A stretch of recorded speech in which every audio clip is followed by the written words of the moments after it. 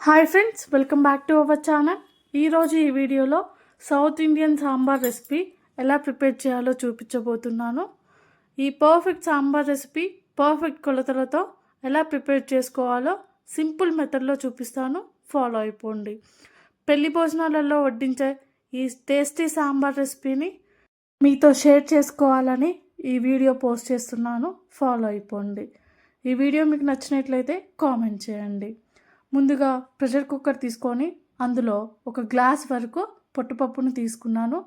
మీకు పొట్టుపప్పు నచ్చకపోతే పాలిష్ పప్పు అయినా తీసుకోవచ్చు. ఒక గ్లాస్ పప్పు తీసుకున్న తర్వాత దానిని వాటర్తో వాష్ చేసి తీసుకోండి.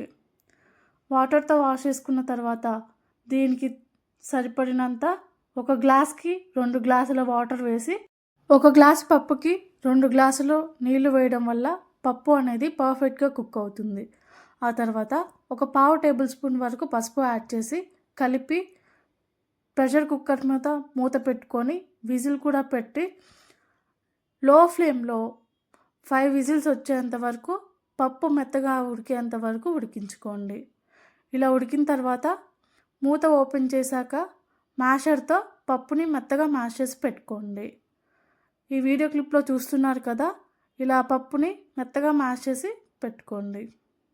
ఆ తర్వాత ఒక బౌల్ తీసుకొని ఒక పెద్ద నిమ్మకాయ సైజ్ అంత చింతపండుని తీసుకొని ఒకసారి వాటర్ వేసి క్లీన్గా వాష్ చేసి, ఆ తర్వాత చింతపండు మునిగేంత వరకు ఒక గ్లాస్ వరకు వాటర్ వేసి ఒక 15 మినిట్స్ వరకు నానబెట్టుకోండి.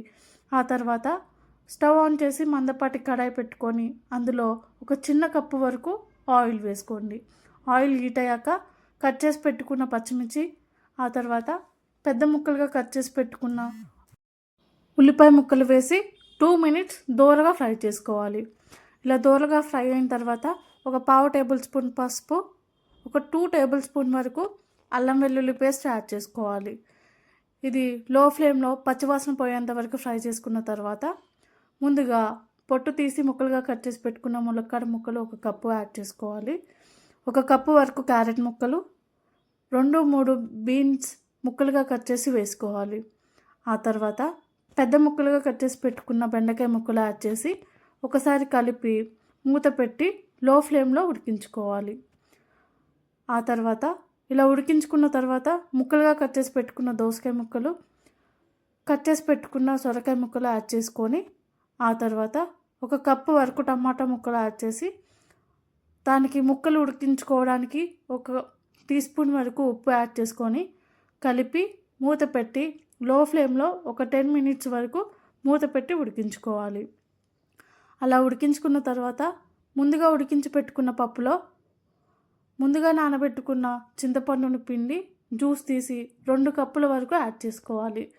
ఇలా 2 కప్పులు యాడ్ చేసుకున్న తర్వాత ఒక స్పూన్తో పప్పు ఈ పులుసు కలిసేలా కలుపుకొని పక్కన పెట్టుకోవాలి. ఇలా 2 కలిసేలా కలిపి పక్కన పెట్టుకోవాలి.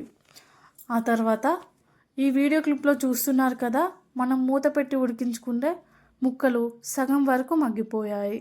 ఇలా మగ్గిపోయిన తర్వాత ఇందులో ఒక 2 టేబుల్ స్పూన్ వరకు కారం యాడ్ చేసుకోవాలి.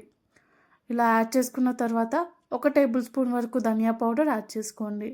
ఒక 1/2 టేబుల్ స్పూన్ వరకు గరం మసాలా, 1 టేబుల్ స్పూన్ వరకు సాంబార్ పౌడర్ యాడ్ చేసుకోండి. అలాగే మనం ముందుగా కలిపి పెట్టుకున్న పప్పు చింతపండు రసాన్ని యాడ్ చేసుకోండి. ఇలా యాడ్ చేసుకున్న తర్వాత ఈ మసాలాలు, ఈ కూరగాయ ముక్కలు, ఈ పప్పు, ఈ రసం అన్నీ కలిసేలా కలుపుకొని పెట్టుకోండి. ఈ సాంబార్ను అడ్జస్ట్ చేసుకోవడం కోసం 1 కప్పు వరకు వాటర్ వేసుకొని ఒకసారి కలుపుకోండి. ఇలా కలుపుకున్న తర్వాత ఇవన్నీ ఉడకడానికి మూత పెట్టుకొని లో ఫ్లేమ్లో ఒక 20 మినిట్స్ వరకు ఉడికించుకోండి. ఆ తర్వాత ఈ సాంబార్లోకి తాలింపుని రెడీ చేసుకుందాం. ముందుగా గ్యాస్ స్టవ్ ఆన్ చేసి ఒక ప్యాన్ పెట్టుకొని అందులో ఒక 3 టేబుల్ స్పూన్ వరకు ఆయిల్ వేసుకోండి. ఆయిల్ హీట్ అయిన తర్వాత ఒక 2 టేబుల్ స్పూన్ వరకు జీలకర్ర యాడ్ చేసి ఫ్రై చేయండి. ఇలా ఫ్రై అయిన తర్వాత 10 లేదా 12 వరకు వెల్లుల్లి రెబ్బర్ వేసి ఫ్రై చేసుకోండి. ఇలా ఫ్రై చేసుకున్న తర్వాత ఇందులోకి ఒక 8 వరకు ఎండుమిర్చిని కట్ చేసి వేసుకోండి. ఇవన్నీ వేసుకున్న తర్వాత దోరగా ఫ్రై చేసుకోవాలి.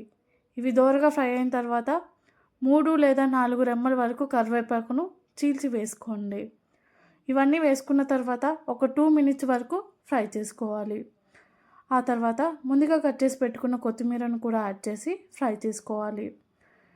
ఇలా ఫ్రై చేసుకున్న మిశ్రమం మొత్తాన్ని ముందుగా ప్రిపేర్ చేసి పెట్టుకున్న సాంబార్లోకి యాడ్ చేసుకోండి.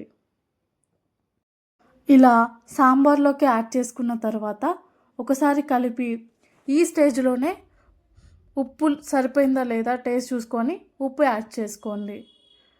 ఇలా చూస్తుంటే నోరూరిపోతుంది కదా, గుమగుమలాడే సాంబార్ రెసిపీ రెడీ. ఇలా పెళ్లి భోజనాలలో టేస్టీగా వడ్డించే ఈ సాంబార్ రెసిపీని ఒకసారి ట్రై చేసి చూడండి, మీకు చాలా బాగా నచ్చుతుంది.